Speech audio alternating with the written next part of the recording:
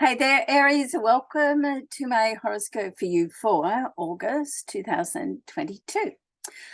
All right, so Jupiter is in your sign still. It's retrograde. Okay, nothing to be worried about. In fact, we have quite a lot of planets retrograde at the moment, and that's pretty normal for that to happen.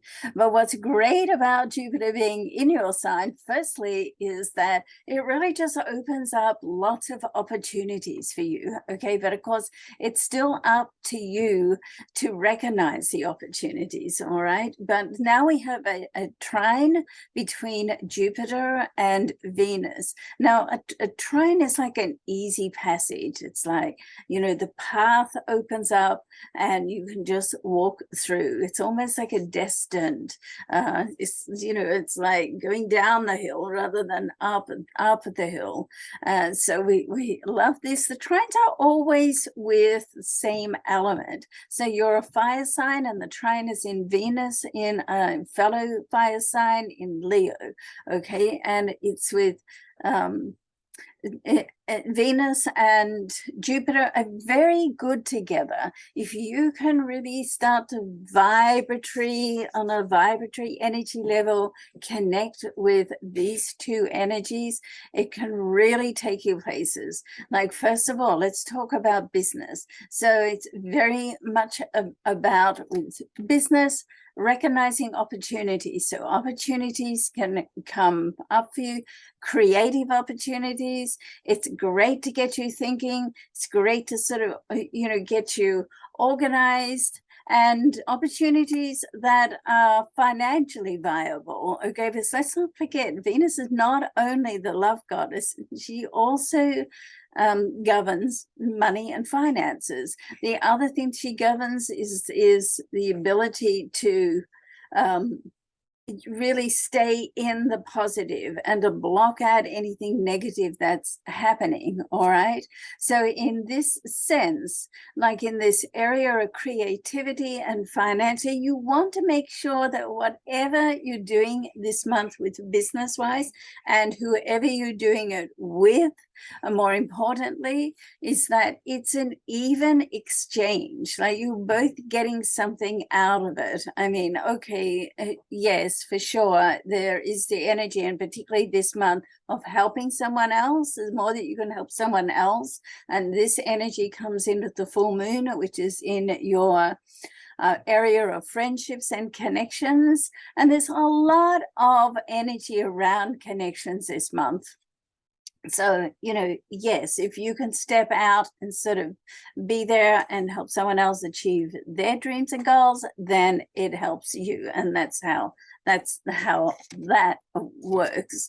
So you want to sort of get out and about, like, not that you're one to sort of just stay home and sit behind your computer for, hours, unless perhaps you've got, a lot of earth in your chart, which is possible too, seeing you're right next to Taurus. But the point is, if it's not physically and it's virtually, then you want to use this time to just connect with people. The more people you can connect, because when you put that energy out there, it doesn't always come back in from where you put it out. It's like you get this sort of rolling sort of momentum going with the energy, and then it can come back in from somewhere else, somewhere that you didn't expect. Okay, now the other thing right now for you in August is to pay attention to, like, back on the money, okay, or still on the money. You do, with Mars, your ruling planet, in your monetary zone, then be careful of making rash statements. So you want to think things through, okay? And I know if it looks good and it sounds good, you want to just like jump in and do it. And that's the thing which is so amazing and so fabulous about the Aries energy. You're really like go-getters, and we love that. What will we do without Aries, right?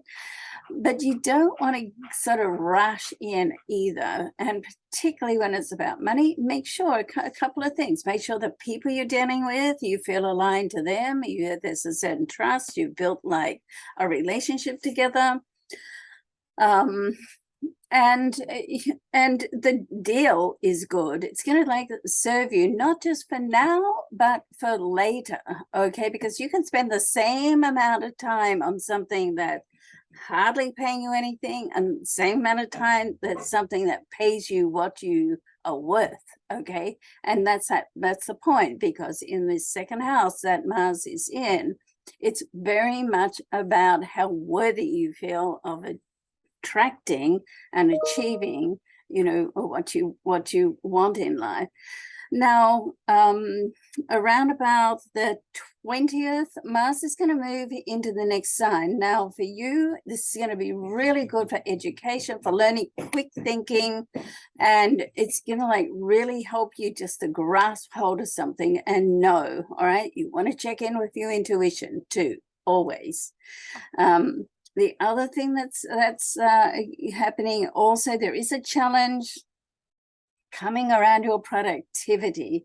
All right, so this is right at the end of the month, so leading up through August, get your systems in place, you know, get routines in place, whether it's to do with your personal life or your business life. The more routines that you can get and systems in place to follow, the better you're going to be less, you know, disruptive.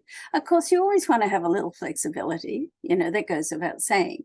Now, from a personal point of view, with this Jupiter-Venus connection, if you're looking for love, well, guess what? This is a period of time where you can find it. However, we do have that retrograde, so it's possible that someone from the past can come back as well. And that can be neither good nor bad. Sometimes when people come back to us from the past, it's purely just a walkthrough for you to say, oh, you know what? I thought this was great for me, and it was back then, but guess what? I'm not in that space anymore. So you're just going to walk through it, right? Other times you have to stay a little longer and gain some closure. Other times, you know, maybe you come back and you connect and it's like, you know what? I had a little space and now I'm ready. So either one of those scenarios can work, and either one of those scenarios are good, all right? All right, let's have a look at the full and the new moon. We've got the full moon like mid-month around the 12th, and it's for you, it's in your area of friendship. So, you know, guess what?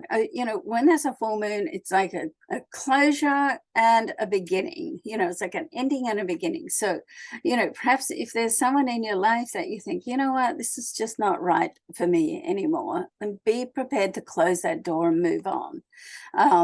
And, you know, as soon as you create a space, then the universe fills it. It's like a vacuum. Something goes and then something comes in. And, you know, other than that, I mean, it doesn't mean to say you're going to do that. That's one of the scenarios. But it could just give you a new start with meeting new people as well. As I said, there's a lot of connections going on, you know, in your chart for August. And the new moon is going to be right towards the end of the month, around the 27th, and that's going to be in your area of productivity. So, you know, as I said, you know, get that organized through this month, and also in an area where it's good for you to focus on you, okay? And particularly your health and well-being, mind, body, spirit, you know. So listen to your body. If it needs sleep, sleep. If you're craving some food, maybe you need that food. You know, if you have to get out and do some exercise, which is really something Aries should always do, just to release, get out and do the cardio exercise. And that's like a subliminal release of energy and tension. All right. And of course, you know, if you've followed me for, you know, I'm a big meditator. So, you know, try to get that, even if it's 10 minutes in the morning, then do that and get your positive affirmations together. Okay, so I hope you have a great month. Please go ahead and subscribe. And if you can share I'd love that as well. All right. And we will see you next month for the astro horoscopes. And through the month, I'll be doing a little bit of life and business coaching. All right. All right. Bye for now. Thanks so much for watching.